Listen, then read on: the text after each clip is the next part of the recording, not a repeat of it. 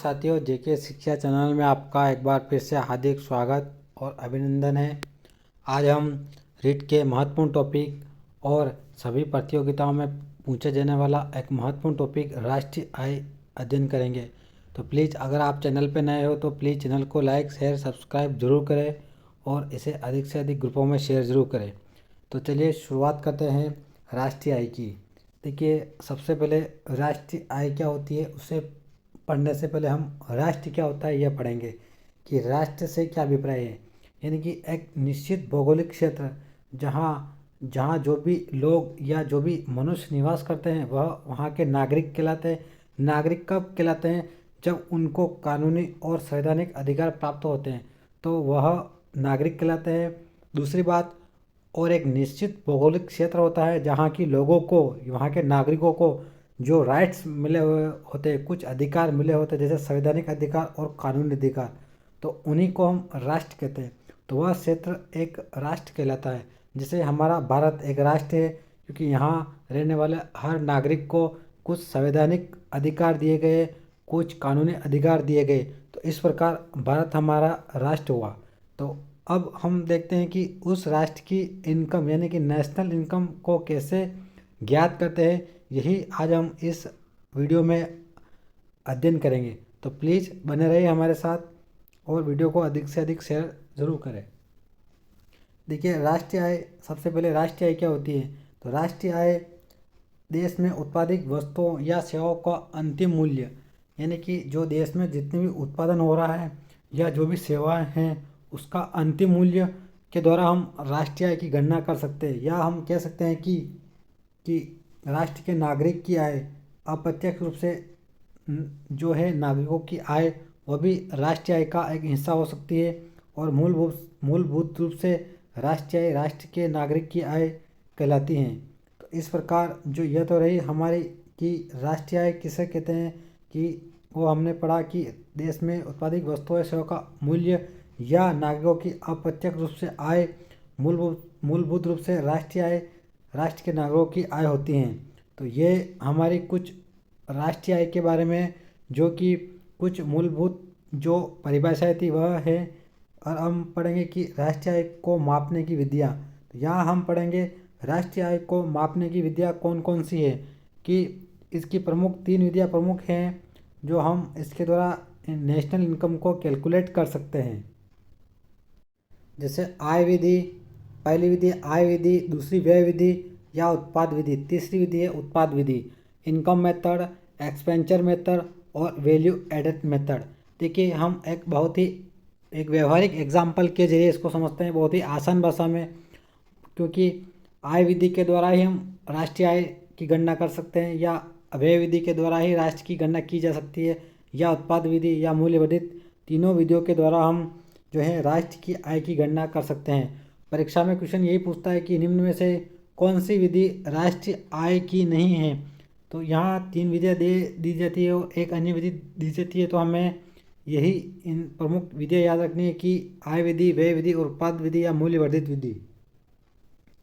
अब देखिए, एक एग्जाम्पल के जरिए समझते हैं। मान लो ये कि उपभोक्ता है और ये उत्पादन करता है, यानी कि प्रोड्यूसर है और एक कंज्यूमर है।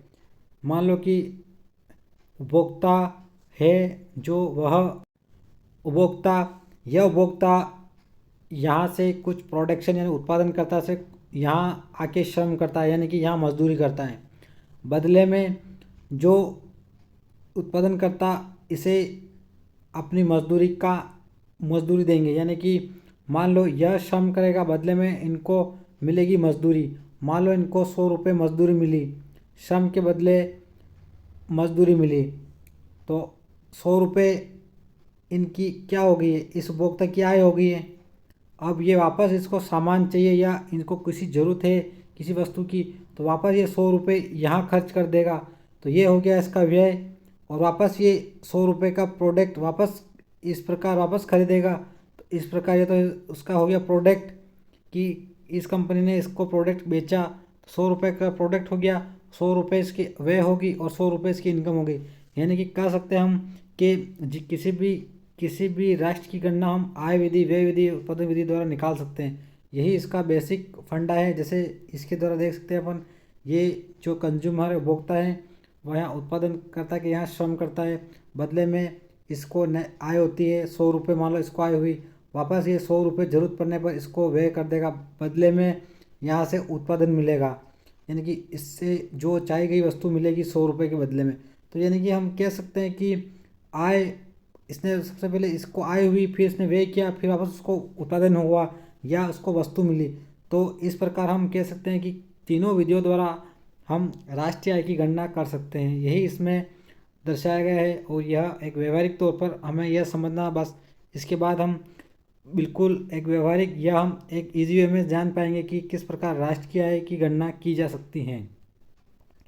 इस प्रक्रिया में देखिए, इस पूरी प्रक्रिया में हम कैलकुलेट गणना कर सकते हैं, जैसे आय की गणना कर सकते हैं, व्यय की गणना कर सकते हैं, उत्पादन, तीनों की गणना कर सकते हैं।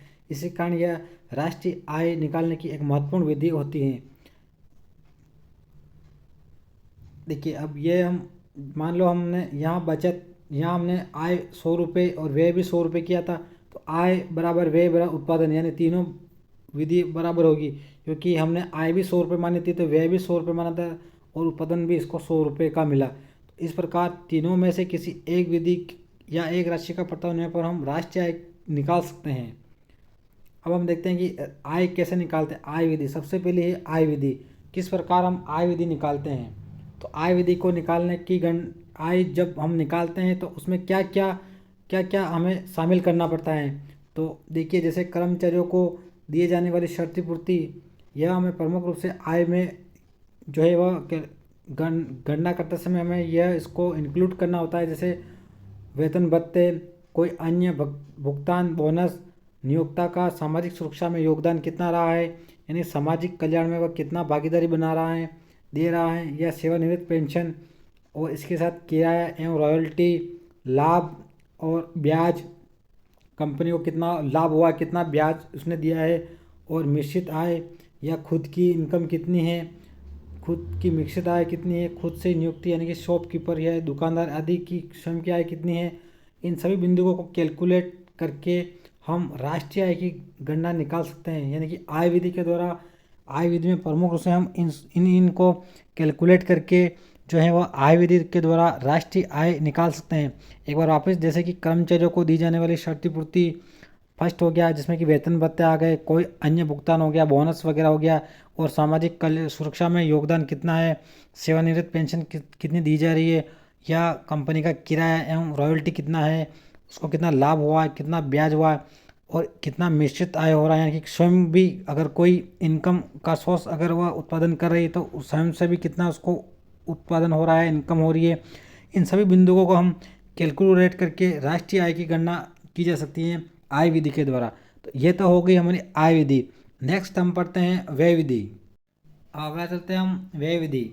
देखिए, व्यय विधि को हम एक्सपेंचर विधि भी कहते हैं, और इसी विधि के द्वारा इसमें हम क्या कौन कौन से तथ्य इसमें शामिल होते हैं। व्यय विधि को निकालते समय हमें कौन कौन से जो फैक्ट है, जो तथ्य हैं वह शामिल करने होते हैं। जैसे कि जो वहाँ की कोई भी इकाई कार्य कर रही है, जैसे कोई उत्पादन है या कोई भी कंपनी है, तो इकाई द्वारा किया गया व्यय, या हम घरों के खर्चे, यानी कि उस कंपनी के कितने खर्चे हुए हैं वह हम इसमें इंक्लूड करेंगे। साथ ही उत्पादन की इकाई द्वारा किया गया व्यय या खर्च, उत्पादन की इकाई कितना व्यय कर रही है, कितना खर्च कर रही है, ये भी हम व्यय विधि में शामिल करेंगे। इसी के साथ सरकार द्वारा किया गया व्यय, यानी कि सरकार द्वारा किया गया व्यय भी इसमें हम व्यय जानेंगे, इसमें हम इंक्लूड करेंगे। इसके साथ शुद्ध आय निर्यात, शुद्ध निर्यात कितना हुआ है कंपनी ने या किसी सरकार ने बाहर कितना भेजा है निर्यात। अब निर्यात को निकालने के लिए हम आयात माइनस निर्यात करेंगे तो हमें नेट शुद्ध निर्यात की प्राप्ति हो जाएगी। इस प्रकार राष्ट्रीय आय, इन सभी को जोड़ने पर हमें राष्ट्र की आय की गणना हम आय व्यय विधि के द्वारा ज्ञात कर सकते हैं। तो हमारी पहली विधि होगी राष्ट्रीय इनकम को कैलकुलेट करने की आय विधि, जो कि एक कंपनी को कहाँ से आय की प्राप्ति हो रही है, वापस उसका कितना खर्चा हो रहा है, वह सभी इंक्लूड करके हम आय विधि द्वारा राष्ट्र की गणना कर सकते हैं। दूसरी विधि हमने पढ़ी है व्यय विधि। व्यय विधि में जो भी उत्पादन इकाई है उसका कितना खर्चा हुआ है और कितना निर्यात हो रहा है और अन्य कितना खर्चा हो रहा है, वो सभी को कैलकुलेट करके हम व्यय विधि की गणना कर सकते हैं। अब अगली जो विधि आती है, तीसरे नंबर की विधि आती है उत्पादन विधि या मूल्य विधि। उत्पादन विधि या मूल्य विधि उत्पादन या मूल्य विधि देखते हैं हम, तो उत्पादन मूल्य विधि को प्रोडक्ट वैल्यू या वैल्यू एडेड मेथड भी कहते हैं। देखिए, इसको वैल्यू एडेड मेथड किसे कहते हैं, यह भी हम अच्छी तरह से समझेंगे। तो अब देखिए, उत्पादन या मूल्य में हमें पहले 3-4 प्रमुख बातें याद रखनी होगी। देखिए, जीडीपी, एक तो उत्पादन या मूल्य विधि को से राष्ट्र की आय की गणना करते समय हमें विभिन्न प्रकार की विधियों के बारे में महत्वपूर्ण जानकारी रखना जरूरी है, जैसे जीडीपी, एनडीपी, जीएनपी, एनएनपी। तो इन सभी के द्वारा हम उत्पादन विधि के द्वारा राष्ट्र की आय की गणना कर सकते हैं। आप पहले हम जीडीपी की देख लेते हैं कि जीडीपी का अर्थ क्या होता है, यानी कि ग्रॉस डोमेस्टिक प्रोडक्ट, यानी कि सकल घरेलू उत्पाद, यानी कि किसी देश का या किसी कंपनी का सकल घरेलू उत्पाद कितना है वह हम पहले जानेंगे। इसके बाद एनडीपी यानी कि नेट डोमेस्टिक प्रोडक्ट, यानी कि शुद्ध निवल घरेलू उत्पाद। जीएनपी यानी ग्रॉस नेशनल प्रोडक्ट, जीएनपी यानी कि ग्रॉस नेशनल प्रोडक्ट, यानी कि सकल राष्ट्रीय उत्पाद। अगला है एनएनपी यानी कि नेट नेशनल प्रोडक्ट, यानी कि शुद्ध निवल राष्ट्रीय उत्पाद। इन सभी को ऐड करके हम उत्पादन विधि या मूल्य विधि द्वारा राष्ट्रीय गणना कर सकते हैं। इसमें देखिए कुछ नोट हैं, जैसे सरकार को राष्ट्रीय आय की गणना में आय व्यय विधि का सही डेटा नहीं मिल पाता है, क्योंकि लोग अपनी आय अक्सर छुपाते हैं। इसी कारण जो सबसे सर्वोत्तम विधि होती है जो वह उत्पादन विधि या प्रोडक्ट वैल्यू मेथड कहलाती है। इसमें भी हम कुछ डेटा छुपाया जाता है, जैसे हम कहीं बिल नहीं लेते हैं या फिर कोई भी वस्तु ब्लैक में बेच देता है तो हम वहाँ बिल नहीं प्राप्त करते, तो लेकिन इतना इसमें चोरी नहीं होती है, तो हमें इसका डेटा लगभग मात्र 90% तो हमें डेटा प्राप्त हो जाता है इसका। तो इस प्रकार देखते हैं अपन कि सबसे पहले हम उत्पाद या मूल्य विधि निकालने से पहले हमें सबसे पहले जीडीपी के बारे में जानना अति आवश्यक है कि जीडीपी क्या होती है। तो देखिए, जीडीपी का पूरा अर्थ होता है ग्रॉस डोमेस्टिक प्रोडक्ट। जीडीपी यानी कि ग्रॉस डोमेस्टिक प्रोडक्ट, यानी सकल घरेलू उत्पादन। जी से ग्रॉस और डी से घरेलू और पी से प्रोडक्ट, यानी कि हमारे देश की सीमा के अंदर उत्पादन वस्तु का अंतिम मूल्य या बाजार मूल्य। हमारे देश के सीमा के अंदर जो उत्पादन वस्तु है उसका अंतिम मूल्य या सेवा का अंतिम मूल्य। अब और इसमें जो प्रोडक्ट आता है, प्रोडक्ट में देखिए जो वस्तु और सेवाएं दोनों हो सकती हैं, वो दोनों प्रोडक्ट में आती हैं। तो इस प्रकार हम देखते हैं कि जीडीपी मान लो किसी वित्तीय वर्ष है, किसी वित्तीय वर्ष में देश की सीमा के अंदर उत्पादन सभी अंतिम वस्तु या सेवाओं का बाजार मूल्य उस देश की जीडीपी कहलाती है। वेरी मोस्ट इंपॉर्टेंट है। जीडीपी क्या होती है, तो किसी वित्तीय वर्ष में, यानी कि जैसे अभी फाइनेंशियल ईयर हमारा 2021-22 चलता है, फिर 22-23 चलता है, तो अभी जो वर्तमान में 22-23 चल रहा है, तो इस वर्ष के दौरान इसको हम वित्तीय वर्ष कहते हैं, जो कि 1 अप्रैल से इसकी गणना की जाती है। तो वित्तीय वर्ष जो एक वर्ष में जितना भी देश में किसी ने कितना उत्पादन किया है उसका अंतिम मूल्य या सेवाओं का अंतिम मूल्य, सेवा जैसे पढ़ाने संबंधित सेवा है या सर्विस है, रेलवे सर्विस है, बस ट्रांसपोर्ट, ये सारी सेवा की सर्विस के अंदर आती है। जबकि उत्पादन का मतलब होता है कि जैसे कोई भी कंपनी कितना प्रोडक्शन कर रही है, जैसे इलेक्ट्रिसिटी कितना, जैसे कोई कंपनी किसी चीज़ का निर्माण कर रही है, जैसे खाद का निर्माण कर रही है, या हम कह सकते हैं कि रेलवे डिब्बे बनाए जा रहे हैं, या हम कह सकते हैं फैन कूलर, ये सभी प्रोडक्शन कर रही है, तो उसका अंतिम मूल्य। और एक होता है सेवाओं का अंतिम मूल्य। तो जिन सभी को अंतिम मूल्य जो है जीडीपी कहलाता है। अंतिम सेवा वस्तु से क्या अभिप्राय है, हम एक एग्जाम्पल के जरिए समझते हैं। माना जैसे कि हम इसको एक बहुत ही आसान तरीके से समझते हैं, जैसे माना 100 रुपये का कोई गेहूँ का हमने उत्पादन किया। जैसे हम एक किसान हैं और हमने 100 रुपये का जो है गेहूँ का उत्पादन किया। अब हम उस 100 रुपये के गेहूँ को हम बाज़ार में लेकर आते हैं, तो सीधा 50 रुपये का हम बाज़ार में सीधा मंडी में बेच देते हैं, जो कि उसका अंतिम मूल्य कहलाता है।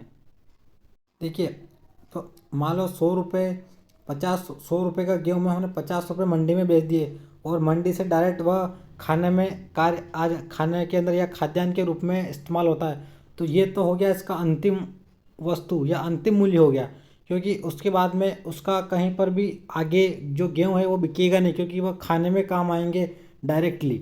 अब बचे 50 रुपये के गेहूँ, अब 50 रुपये के गेहूँ जो थे वह बेकरी वालों ने खरीद लिया। किसी बेकरी वाले ने 50 रुपये के गेहूँ खरीद लिए, लेकिन यह इसका अंतिम मूल्य नहीं होगा। देखिए आप इसको ध्यान से देखिए क्योंकि थोड़ा टॉपिक थोड़ा डिफ़िकल्ट है। तो देखिए अंतिम रूप तो हो गया इसका 50 रुपये, लेकिन अब 50 रुपये बेकरी वालों ने खरीद लिया। उसमें से 50 रुपये में से बेकरी वाले ने 500 के ब्रेड बना लिए, यानी कि 50 रुपये के गेहूँ जो खरीद कर लेके आया था बेकरी वाला, उससे उसने 50 रुपये से उसने 500 रुपये का ब्रेड बना लिया। अब 500 में से हम अगर 50 माइनस कर देते थे तो उसमें से 450 रुपये बनते हैं, यानी कि उसने 450 रुपये, ये क्या है, वैल्यू एडेड है, यानी कि उसने 450 रुपये उसमें ऐड कर दिए। तो इसी कारण इसको हम वैल्यू एडेड मेथड कहते हैं। इसे आगे और भी आसान भाषा में समझेंगे हम। देखिए देखिए अब 50 रुपये 500 रुपये का बेड बना लिया, उसमें से 300 रुपये के जो बेड सीधा बाजार में आ गए, ब्रेड जो कि खाने के काम आ गए। अब बचे 200 के ब्रेड। 200 के ब्रेड किसी रेस्टोरेंट ने खरीद लिए। 200 के ब्रेड किसी रेस्टोरेंट ने खरीद लिए जिसने 1000 रुपये के पिज़्ज़ा बना डाले। अब पिज़्ज़ा इसका अंतिम मूल्य हो गया, जबकि 300 रुपये जो बाज़ार में आए वह भी उसका अंतिम मूल्य हो गया।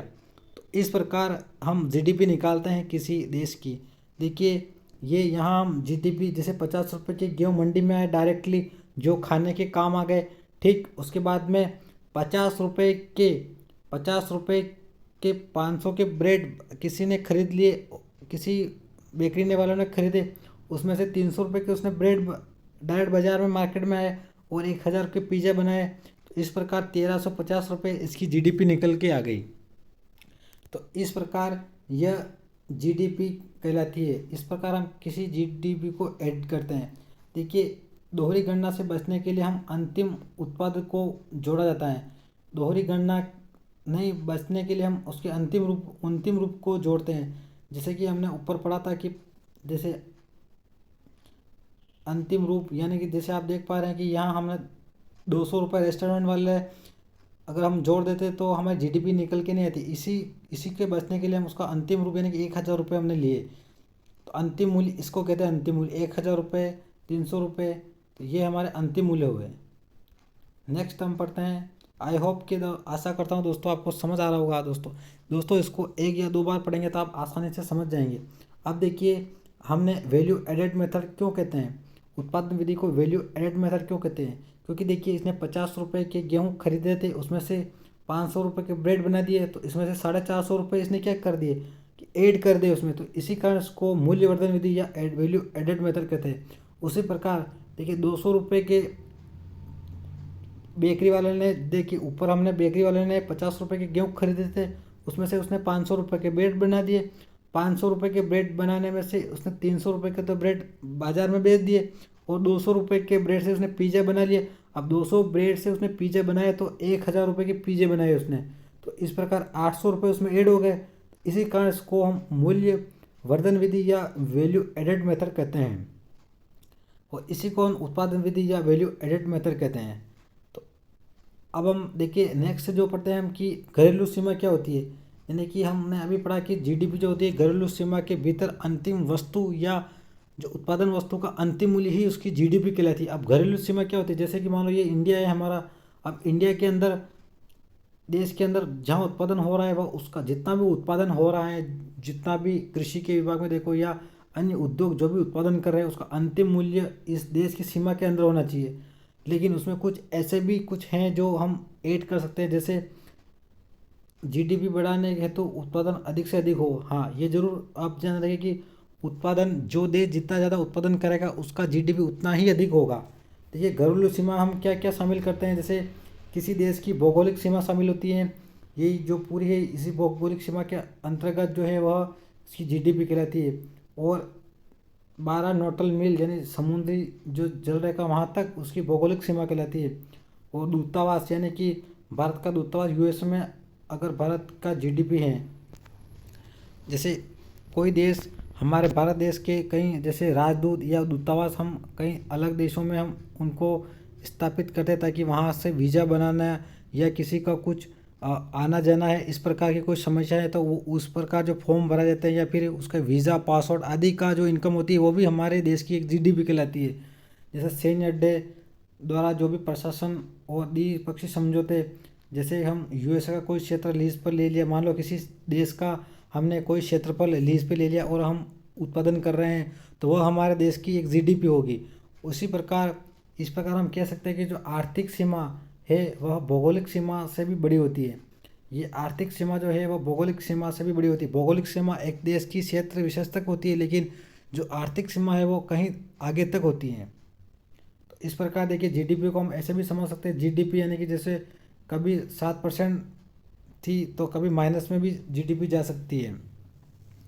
जैसे मान लो फाइनेंशियल ईयर 2018-19 में हमने 100 रुपये प्राप्त किए, तो 2019-20 में हमने 107 रुपये कमाए, तो जो ग्रोथ हुई या जीडीपी में वृद्धि हुई 7% की वृद्धि हुई है। तो इस प्रकार जीडीपी जो है अपन गणना कर सकते हैं। जीडीपी 2021 और 22 की जीडीपी जो है 8.7% है, जिसमें कि वृद्धि 2.1% की वृद्धि हुई है। ये डेटा भी आप याद रखिए कि 2021-22 की जीडीपी में कितनी थी, तो 8.7% जो है भारत की जीडीपी है, उसमें से 2% एक की वृद्धि हुई है। जीडीपी निकालने के लिए कैसे निकालते, तो वस्तु या सेवा इंटू मूल्य, बाजार मूल्य। तो इस प्रकार हम जो जीडीपी निकालते हैं। और शुद्ध अब हम पढ़ते हैं नेट एनडीपी यानी कि शुद्ध निवल घरेलू उत्पाद। अब शुद्ध निवल घरेलू उत्पाद क्या होता है, यानी कि एनडीपी बराबर जीडीपी अपन मूल्यह्रास। यानी कि शुद्ध निवल घरेलू उत्पाद ये होता है कि जैसे जो भी जीडीपी हमने काउंट करी, जीडीपी हमने ज्ञात करी, उसमें से जो भी हमारा खर्चा हुआ या मूल्यह्रास हुआ उसको हम माइनस कर दे तो एनडीपी निकल कर आता है। तो इस प्रकार इसका सूत्र होगा एनडीपी बराबर जीडीपी अपॉन डिस्प्लेक्शन, यानी कि मूल्यह्रास या मरम्मत खर्च। ये निकाल दे तो हमारा शुद्ध जो है जीडीपी निकल कर आ जाएगा, यानी एनडीपी निकल कर आ जाएगा। और जो जीडीपी की गणना हमेशा वाणिज्य मंत्रालय द्वारा की जाती है। देखिए इसको एक एग्जांपल के द्वारा समझते हैं। मान लो कोई कोई मान लो 5,000 स्टूडेंट, कोई इंस्टीट्यूट जो है वो 5,000 स्टूडेंट को सेवाएं दे रहा है, यानी कि किसी कोचिंग संस्थान में 5,000 स्टूडेंट पढ़ रहे हैं और 1,000 हम उनकी फ़ीस मानते हैं कि 1,000 उसकी फ़ीस है, या 1,000 के लिए 1,000 उसकी फ़ीस है। तो जीडीपी क्या होगी, यानी कि वस्तु इंटू यानी कि बाजार मूल्य। तो 5,000 इंटू 1,000 अपन गुणा करेंगे तो 5 करोड़ या 5 लाख, यहाँ 5 लाख कर दीजिए या 10,000 कर दीजिए तो 5 करोड़ होंगे। तो इस प्रकार जो उसकी जीडीपी होगी वह 5 लाख होगी। अब एक वर्ष में कोचिंग का मरम्मत खर्च कितना होता है, तो 50 लाख रुपए उसने कमाए। तो अब मेंटेनेंस चार्ज हम अगर मान लो 5 करोड़ उसने कमाए और उसने 50,000 हम मेंटेनेंस निकाल देते हैं खर्च हुआ, तो 450 जो करोड़ है वो उसकी इनकम हुई। तो यही इसकी जीडीपी कहलाती है, मूल्य नेट जीडीपी कहलाती है, यानी एनडीपी कहलाती है। अब देख लिए अगला जो देखते हैं अपन एनजीएनपी यानी कि ग्रॉस नेशनल प्रोडक्ट, सकल राष्ट्रीय उत्पाद। अब सकल राष्ट्रीय उत्पाद क्या होता है, देखिए ग्रॉस नेशनल प्रोडक्ट, सकल घरेलू उत्पाद क्या होता है, जैसे जीएनपी, यानी इसको हम शॉर्ट में डिनोट करते हैं जीएनपी। तो जीएनपी क्या होता है, यानी कि जीडीपी, यानी कि GDP income Indians working abroad, यानी कि जो बाहर कार्य कर रहे हैं, विदेश में कार्य कर रहे हैं, minus income of foreigner working in India, यानी कि जीएनपी बराबर होता है जीडीपी इंटू विदेशों में कार्यरत भारतीयों कार्यरत भारतीयों की आय माइनस भारत में कार्यरत विदेशों की आय। यानी कि जीएनपी निकालने का सबसे अच्छा फॉर्मूला है कि जो विदेशों में काम कर रहे हैं उनकी आय को हम भारत में काम करने वाले विदेशों से माइनस कर दे तो हमारी जो जीएनपी निकल कर आ जाएगी, यानी कि ग्रॉस नेशनल प्रोडक्ट निकल कर आ जाएगा, राष्ट्रीय सकल राष्ट्रीय उत्पाद। जैसे अतः जीएनपी को राष्ट्रीय आय कह सकते हैं, जबकि जीडीपी और एनपी को नहीं। हम इस प्रकार जो है जीडीपी यानी का शुद्ध रूप होता है एनडीपी और जीएनपी का शुद्ध रूप होता है एनएनपी। जो इस प्रकार देखिए आप, हम इस प्रकार जो है जीडीपी निकाल सकते हैं, जीएनपी निकाल सकते हैं। यानी कि जो भी हमने जीडीपी, जो हमने पहले जो जीडीपी निकाली थी उसमें से अगर हम विदेशों में कार्य करने वाले भारतीयों की आय माइनस भारत में कार्य करने वाले विदेशों की आय में से माइनस कर दे तो हम जीएनपी निकल कर आती है यहाँ। तो इस प्रकार हम जीएनपी को राष्ट्रीय आय कह सकते हैं, जबकि जीडीपी और एनपी को नहीं, क्योंकि जीडीपी का शुद्ध रूप होता है एनडीपी और जीएनपी का शुद्ध रूप होता है एनएनपी। हम देखते हैं कि जो GNP बराबर होता है net net factor income abroad, विदेशों से प्राप्त आय जो होती है वह GNP या GNP कहलाती है। GNP बराबर GDP plus NFIA minus V, यानी कि विदेश में इनकम सोर्स वाला है। भारत के संदर्भ में GDP बड़ी होती है या NPV। देखिए क्वेश्चन बनता है कि भारत में के संदर्भ में GDP बड़ी होती है या GNP, तो भारत का NFIA माइनस होता है, परिणाम स्वरूप भारत की GDP GNP से बड़ी होती है। NIFA के कारण नेट इंटरेस्ट पेमेंट, शुद्ध ब्याज भुगतान, शुद्ध निर्यात और निर्यात आयात, निजी प्रेषण, ये सारे के सारे इसमें आते हैं। NFI किसी देश का NFIA ऋणात्मक होना चाहिए। अब अगला नेक्स्ट अंतिम विधि पढ़ते हैं NNP, नेट नेशनल प्रोडक्ट, यानी कि नेट नेशनल प्रोडक्ट, यानी कि शुद्ध निवल राष्ट्रीय उत्पाद भी हम इसे कहते हैं। NNP यानी कि GNP में से हम अगर मूल्यह्रास या मरम्मत खर्च घटा देते हैं तो हमारे पास NNP प्राप्त होता है। तो NNP बराबर NI। अब हम देखते हैं कि PCI यानी कि एक व्यक्ति पर व्यक्ति की आय कैसे निकाल पाते हैं हम। PCI यानी कि पर कैपिटल इनकम, यानी कि राष्ट्रीय आय अपॉन जनसंख्या में अगर हम भाग दे देते हैं, राष्ट्रीय आय में हम जनसंख्या का अगर भाग दे देते हैं तो प्रति व्यक्ति आय निकल कर आती है। जैसे क्वेश्चन बनता है इसका, देखिए इस बार के प्रति व्यक्ति आय निकालने के लिए भाग देते हैं तो कुल जनसंख्या से, कुल कार्यशील जनसंख्या से, कुल 16 से 65 वर्ष की आयु वर्ग की जनसंख्या से, उपरोक्त में से सभी। तो यहाँ हम देखेंगे कुल जनसंख्या से। तो इस प्रकार जो PCI यानी कि पर, देखिए पर कैपिटल इनकम यानी कि राष्ट्रीय आय बटावा जनसंख्या बराबर प्रति व्यक्ति आय। तो इस प्रकार आशा और उम्मीद करता हूँ कि साथियों आपको वीडियो समझ आया होगा दोस्तों। तो प्लीज़ आप चैनल पर बने रहिए और अधिक से अधिक ग्रुपों में शेयर करें। तो आज के लिए इतना ही, दीजिए धन्यवाद।